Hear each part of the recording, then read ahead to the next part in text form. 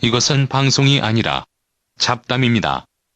우리나라 시사 문제를 주제로 벌이는 아무 말 대잔치이니 필요하신 분들만 들으세요. 오늘도 벌써 금요일이네요. 일주일반 금방 갑니다. 야, 11월 17일. 오늘 중국의 특사가 방북하는 날입니다. 아 오늘 방북해요? 네, 뭐 방북하라 그러죠. 뭐. 저는 뭐 별 의미 없다고 봅니다. 그래? 네. 어차피 공산당 대회를 하고 나서 의례적으로 다 보내는 거예요. 각국에.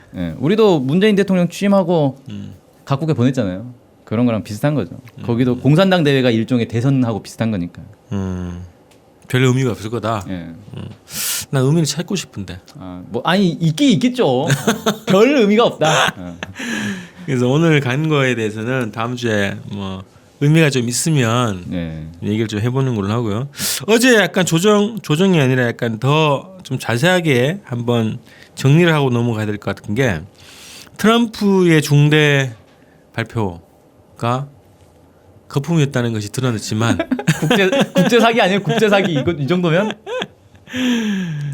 그래서 미국 언론에서 별로 안 다뤘다고 하던데 쌍중단에 대해서 무슨 중국이랑 합의했다고 했던 거 있잖아요. 여기에 대해서 정리를 한번 해줘야 될 것 같아. 어떤 의미였는지. 일단 뭐 중국은 쌍준단을 계속 해야 된다라고 주장을 했고 오늘 대변인이 확인했죠. 발표를 했죠.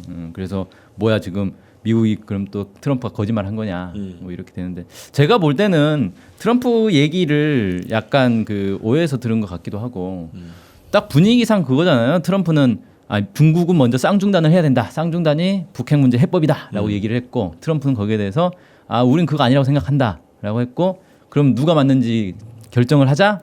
어차피 못 한다. 그러니까 서로 차이가 있다. 북핵 해법에 대해서 차이가 있다는 걸 그냥 인정하는 걸로. 서로 차이를 인정하고. 그냥 넘어가자. 덮고 가자. 이게 마치 한중 사이에 사드 합의하고 똑같은 거잖아요. 사드 합의도 중국은 너네 책임 있게 잘 풀어라. 그리고 한국은 뭐 우린 잘 모르겠다. 뭐 이렇게 해서 그냥 서로 입장 차가 있다는 걸 확인하고 그냥 덮고 가는 거란 말이에요. 뭐 봉인, 봉합 뭐 이런 얘기도 하던데. 그렇죠. 그런 거죠. 중국은 사드를 반대한다는 것을 다시 한번 천명을 했고. 그렇죠. 근데 문재인 정부는 사드가 중국을 겨냥한 게 아니다. 그러냐? 뭐 그렇구나. 어쨌든 그걸로 더 이상 뭐 발목 잡히지 않겠다 이런 건데. 저런 건 하긴 됐죠. 트럼프 행정부 미국이 중국의 쌍중단 제안을 받지 않는다라는 것은 확인한 거죠. 공식적으로 더. 그렇죠. 그건 공식적으로 확인했고 문재인 정부도 안 받고 미국도 안 받고. 근데 이 쌍중단 제안이 북에서 봤을 때 진짜 웃길 것 같아. 북에서도 공식적으로 이게 잘못된 제안이다라는 걸 입장을 최근에 밝혔죠. 네네. 그러니까 모두가 환영하지 않는 제안. 중국은 러시아는 환영했어요. 러시아는 합의했습니다. 네. 중국과 러시아만 합의한 참 안타깝네. 쌍중단을 합의했다 뭐 이런 게 아니라 쌍중단을 받지 않는 미국의 입장을 확인한 거죠. 그렇다는 거고. 이거는 그냥 얘기를 좀 근질근질해서 한번 하고 가야 될 것 같은데 문재인 대통령이 미국 가가지고 정상회담 했을 때 있잖아요. 올 여름에 했죠. 제일 빨리 했었던 거지. 8월인가 했죠. 그렇죠. 집권하자마자 바로 했으니까. 근데 이제 그 동포들의 정보에 따르면 문재인 대통령이 수행원과 경호원을 전혀 대동하지 못한 채 트럼프의 그 참모들이 있는 그 어떤 공간에 들어가서 모욕을 당했다. 끌려간 건가요? 뭐 끌려갔는지 유인당했는지 모르겠어. 납치 사건이었던 것 같은데. 그래서 완전히 고립무원인 상태에서 아주 뭐 인간적인 모멸감을 느낀 정도의 모욕을 당했다. 이런 소식이 있더라고요. 글쎄요, 뭐 확인할 수 없는데, 근데 전례가 있어서 충분히 가능한 얘기다 이런 거죠. 근데 이 정도 사건이면 사실은 경호팀 다 갈아야 되는데 말이 안 되는 거잖아요. 자기들 대통령이 자기들 경호에서 사라졌는데 경호 범위에서 벗어난 거지. 그럼 이건 무조건 경질이죠. 말도 안 되는 상황이지. 근데 예전에도 있었잖아요, 노무현 정부 때. 그러니까 웃긴 거예요, 사실은. 저 같으면 경호팀장부터 일단 다 이건 모가지 수준이 아니라 처벌을 해야 되는 거잖아요. 아니 대통령 경호하러 간 애들이 대통령을 뺏겼어. 근데 뭐야? 무조건 이건 총질을 해야 되는 거예요. 총질? 총질 당연히 해야죠. 대통령이 납치가 됐는데. 총살. 예. 총살이 아니야 총질. 대통령 구출해야 될 거 아니에요. 경호원들이 미국 경호원들하고 한판 붙었어요. 총격전을 해야 된다. 네, 이건 당연한 거예요. 아, 네. 진짜 한국의 경호원들이 과연 총을 쏠 수 있는지는 잘 모르겠습니다. 만약에 그런 것이 사실이라면 경호원들은 그런 걸 했어야 되는데 그걸 안 했기 때문에 어쨌든 경질의 대상이다. 그렇죠. 당연히 경질 대상이고 진짜. 노무현 정부 때는 그때 노무현 대통령이 차량을 타고 가다가 네, 그것도 납치됐죠. 납치.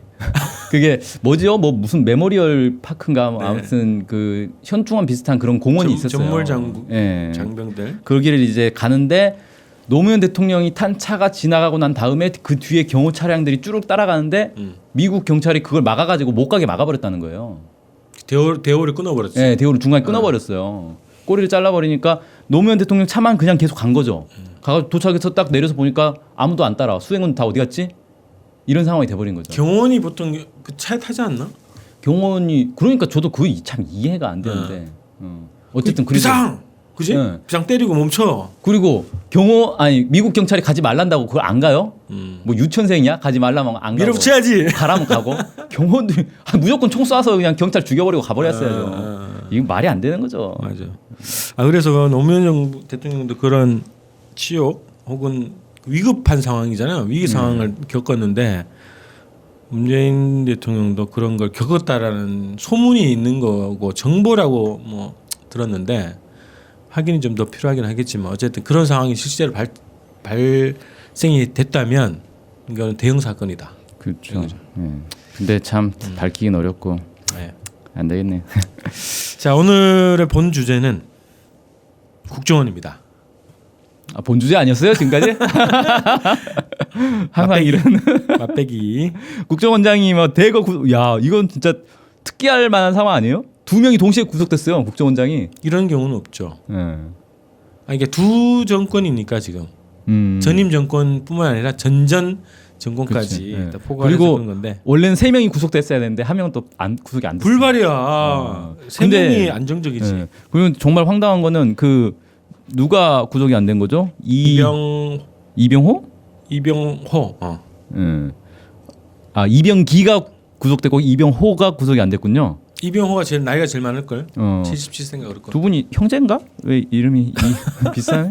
아무튼 네. 근데 웃긴 건 뭐냐면 이병호 원장이 제일 재임 기간이 길어가지고 이게 주기적으로 상납했잖아요. 상납 액수가 제일 많아요. 왜 그러지 근데? 글쎄요.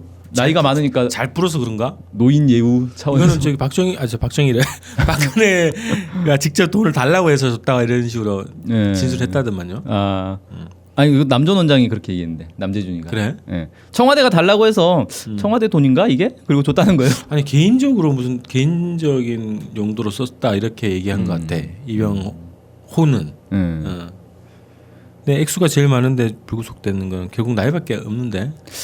이게 이제 어떤 차이가 있냐면은 2명은 준 건 맞지만 범죄는 아니다라고 주장했고 이병호는 그냥 수사에 다 협조적으로 했다. 역시 술술 부니까 야 이거 수사 기법이네. 술술 불어야 풀어주는 거였어?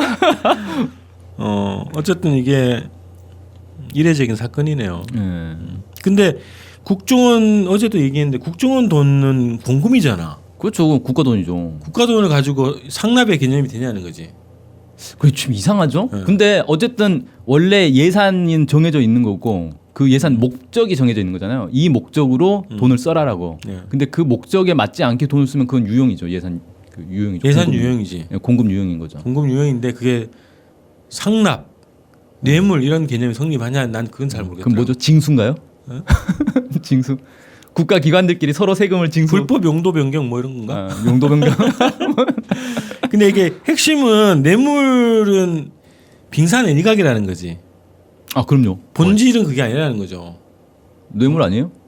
아니 얘네들 부각을 그냥 뇌물로 부각을 시키는데 얘네들의 범죄는 엄청 많다는 거지. 국정원의 범죄. 네, 그렇죠. 네. 국정원은 뭐 돈은 진짜 애들이 돈 없어서 못 사는 애들 아니잖아요, 사실. 뭐 1조가 넘는 얘기도 있고. 그러니까 저는 진짜 희한한 게 이게 다 박근혜 용돈으로 들어갔다는데 박근혜가 뭐 몇십억이 돈으로 보이는 애도 아닐 테고 우리 고작 푼돈 받으려고 이걸 했나? 내곡동인가 어디 집 살 때 네. 썼다는 얘기도 있고 그래요. 근데 그거 말고 별도의 뭔가 사적인 용도가 있을 것이다. 참. 근데 국정원의 그 범죄 행각은 지금 이 문제로 지금 초점을 맞추는데 언론에서도 초점 맞추는데 국정원은 이거 말고 대표적인 범죄가 뭡니까? 유우성 씨 그 증거 조작 사건, 간첩 조작. 간첩 조작, 간첩 조작이 대표적이고 또 하나는 대선 공작 아닌가요? 대선 공작, 댓글. 그렇죠. 댓글 공작은 그래도 많이 지금 파헤쳐지고 있긴 하잖아요. 예. 그 다음에 세월호도 있고 천안함도 있고 각종 무슨 이렇게 의혹 사건들. 그렇죠. 저기도 있어요. 지난 총선 때 있었던 그 13명 탈북자 사건. 맞아. 북한 종업원들 어. 탈북자로 해가지고 네. 어떻게 됐는지도 모르겠네요. 그러니까 그 사건들을 열거해 보면 뇌물 사건은 빙산의 일각이다. 그렇죠. 이거지. 이거는 그냥 박근혜의 사적 용도를 위한 그러니까 쉽게 말해서 이거 그냥 박근혜한테 다 떠넘기는 거 아니에요? 박근혜 완전 나쁜 놈이고 박근혜와 연관된 사람들 다 나쁜 놈이니까 일단 때려 잡는다. 국정원 조직 자체는 보호하는 그런 기준인 거지. 그럴 수도 있겠네 진짜. 달라서 줬다 이런 거잖아 지금. 네. 근데 지금 국정원은 이 박근혜가 그랬고 이명박이 그랬고 뭐 남재준이 그랬고 이런 식으로 개인의 어떤 비리 일탈 이런 식으로 몰아가는데 일종의 국정원도 피해자. 또 우리도 돈 뜯긴 거다. 지금 소은 원장의 기조가 그런 식이라는 거요.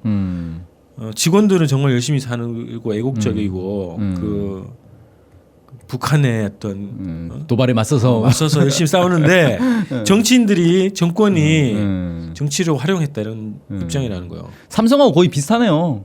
삼성은 열심히 돈 벌어가지고 국익을 보태고 있는데 말 때문에 말이나 사주고 진짜 최순실한테 다 뜯긴 거다 이건 억울하다 우리는 피해자다 이거 아니에요. 그런 입장인 것 같아요. 그래서 사람 몇 명만 딱 그 처벌하는 방식으로 이 사건을 몰아가지 않을까. 그러네. 역대로 그랬잖아 또. 그리고 지금 국정원이나 정권 입장에서도 사실 예를 들어 뭐 세월호 사건을 판다? 그런데 진짜 세월호 사건이 국정원의 어떤 깊숙이 개입된 그런 사건이었다? 이게 드러나면은 지금 정권도 사실은 이거 감당 못 한단 말이에요. 왜냐면 이건 국정원을 통으로 드러내야 되는 상황이고 국정원뿐만 아니라 이건 어느 선까지 날아갈 수 있을지 알 수가 없는 상황인 거잖아요. 국가 기구 전반이 그냥 다 이건 흔들린다. 어마어마하게 큰 사건이라서 자기들도 감당 못 하는 거 아닐까. 아니 난 대표적으로 그것 세월호도 있는데 그 여정업원 문제도 전임 정부권의 국정원이 공작을 해가지고 납치해 온 거 아니에요 거의. 그게 거의. 정설이죠 지금. 아니 한 명만이라도 본인의 의사와 관계없이 왔다면 그건 납치지. 그렇죠. 근데 그런 거를 저질렀기 때문에 그게 만약에 사실로 밝혀진다 그러면 국정원 날라가야지. 그렇죠. 그 공작한 사람들 다 처벌해야 되고 네네. 거기에 연관된 사람들이 한두 명이 아닐 거 아니에요. 그 부서가 이제 통으로 그냥 다 날라가고 그 위 상관들도 다 날라가는데 지금 사실 국정원에서 이명박 박근혜 정권 하에서 국정원이 온갖 나쁜 짓을 다 했는데 그걸로 처벌받은 사람 누가 있어요? 댓글 개입한 사람하고 지금 원장 돈 뜯긴 원장하고 이거밖에 없잖아요. 문세훈 정도? 네. 이거는 그러니까 쉽게 말해서 자기 직원들을 보호해주고 자기 직원들을 보호해주면 어떻게 돼요? 직원들이 더 충성하겠죠. 지금 정권을 위해서 더 충성해서 더 공작을 열심히 하겠습니다. 이렇게 되겠죠. 아니 그래서 이게 그 칼기 사건이잖아요. 칼 858 사건이 올해 30년이란 말이에요. 네. 근데 그 115명을 공중 폭파시켰다고 하는 그 테러범으로 지금 기록되어 있는 김현희가 여전히 국정원의 보호를 받고 있다는 거예요. 30년 동안. 그 사람의 소재 파악이 돼요? 소재 파악을 해보려고 하고 있죠. 살았는지 죽었는지도 모르는 거 아니에요? 살아있지. 아 그건 알아요? 최근에 TV조선하고 인터뷰했거든. 와 TV조선은 그럼 이 사람하고 연락이 된다는 거네요? 그러니까 국정원하고 이렇게 다 커넥션이 다 돼 있다는 거지. TV조선 그다음에 MBC의 그때 신동호 아나운서 단독 대담하고 막 그랬거든요. 그러니까 그런 사람들은 어떻게 해서 이 김현희의 그러니까 이게 그 언론의 적폐들이 국정원하고 다 짜고 연결돼 있다는 거고 그렇죠. 시기마다 적절하게 김현희를 출연시켜서 공작을 한다는 거예요. 여론 공작을. 그런 것처럼 여전히 김현희가 국정원에 의해서 보호받고 있단 말이죠. 그러면 전두환 때부터 또 아니 그 이전부터 있었던 그 국정원, 중앙정보부, 안기부의 이런 적폐들이 그대로 계승되고 있다는 거야. 그렇죠. 저는 국정원에서 운영했던 댓글팀이 과연 해산됐을까? 난 여전히 네. 있다고 봐. 해산했다는 얘기를 한 번도 한 적이 없어요. 아니 최근에 그 방탄소년단에 대한 그 일베들의 공격들 보면 냄새가 나요? 여전히 네. 그 팀이다. 그리고 예를 들어 국정원이 어느 정도 방대하냐면은 웬만한 좀 주요 방송국 언론사에는 다 들어가 있단 말이에요. 맞아. 그래서 거기 기자들이나 작가들 대놓고 교육을 해요. 그냥 자기가 국정원이라는 걸 밝히고 교육을 한단 말이에요. 그 사람들이 과연 철수했을까요? 철수 안 하죠. 당연히. 그럼 그 사람들 뭐 먹고 살아요? 다 철수한다고는 얘기했지 서훈이 처음에 그래요? 조치를. 네. 과연 철수했을까요? 알 수 없죠. 근데 여전히 핵심적인 원래 태생적인 기능, 그렇죠. 반공, 반북, 반통일, 공작 이런 것들의 기능은 여전히 유지되고 있고 그 범죄가 가장 큰 범죄라는 거지. 근데 저는 그러니까 뭐 반공 반북은 국가 이제 정보 기구니까 정보 기구다 보면은 이제 다른 나라에 대한 정보를 계속 수집해야 된단 말이에요. 그리고 우리는 이제 북하고 군사적으로 대치했으니까 북의 정보를 수집하는 기구가 있어야 된다. 여기에 대해서 뭐 아니 필요 없다. 우리는 북에 대한 정보는 수집할 필요 없다. 이렇게 주장할 수는 없는 거잖아요. 국가 기능에 그런 것들을 뭐 하지 말자라고 얘기할 수는 없는데 이걸 정치에 이용해 먹고 있는 거 아니에요, 애들이. 그죠. 적폐들의 산소 공급기였지. 근데 과연 이게 적폐들에게만 산소를 공급했을까? 지금 정부에게 산소를 공급하고 있지 않겠냐? 의심을 해볼 수 있다는 거예요. 그게 아니라면 증명을 해야겠죠. 그게 아니라. 그래서 이게 정부가 민주정부가 들어서더라도 이 기구를 그대로 둬서는 똑같다 이런 거죠. 그렇죠. 그래서 국정을 해체해야 되는구만요. 국정을 해체하고 새로운 정보기구를 다시 만들어야 됩니다. 이거 완전 인적 천산을 일단 해야 돼요. 싸그리 완전히 다 드러내고 그죠? 소은 원장도 같이 가야겠네. 직원들하고. 딴 일 찾아보세요. 조직이랑 같이 이제 해산하는 걸로 가고 완전히 새로운 인물로. 그렇죠. 그러니까 이게 무슨 사람 그대로 놔두고 국정원 이름만 뭐 안기부로 다시 바꾼다고 해서 되는 게 아니잖아요. 네. 아니 최근에 그 국정원장들이 막 구속되고 그러니까 보수들이 반발하잖아요. 국가 안보가 어떻게 되냐 흔들린다 이런 식으로 하고 또 저번에는 그 남재준 구속된 거 가지고 이 뭐야 중앙일본가 거기서 북한이 제일 두려워하던 사람을 구속시키면 어떡하냐. 김관진. 김관진. 야 진짜 너무 황당하잖아요. 북한이 두려워하고 있다라는 여론을 중앙일보가 만든 거 아니야? 아 근데 그런 그 구속 사태나 이게 막 그 여러 공작들이 막 드러나니까 홍준표가 이 차라리 국정원을 해체하는 게 낫겠다 이렇게 얘기하더라고요. 진짜요? 그래서 오, 우리 손을 잡아야 되는데. 와 잠깐만. 홍준표. 우리 홍준표 한번 출연시킵시다. 네. 인터뷰 한번 해야겠네. 아니 그래서 국회 지금 민중당 있잖아. 네. 민중당에서 발의를 해요. 국정원 해체 법안을 발의해. 그래서 홍준표한테 제안. 홍준표를 통해서 모든 자유당 국회의원들이 설명할 수 있게 이참에 그냥 통과시키자. 와, 골 때린다. 아니 홍준표 무슨 생각으로 그런 얘기했지? 와. 이런 거 뭐 내로남불 같은 거죠 뭐. 그래서 뭐 정치에 개입시키고 있다 뭐 이런 식으로 주장을 하면서 했던 거죠.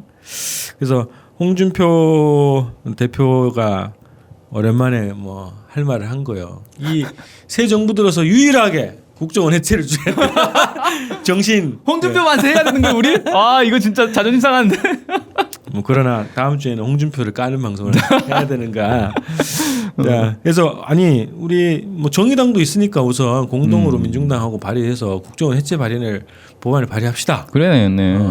그리고 홍준표 딱 들이밀면 뭐 할 말이 있겠어요?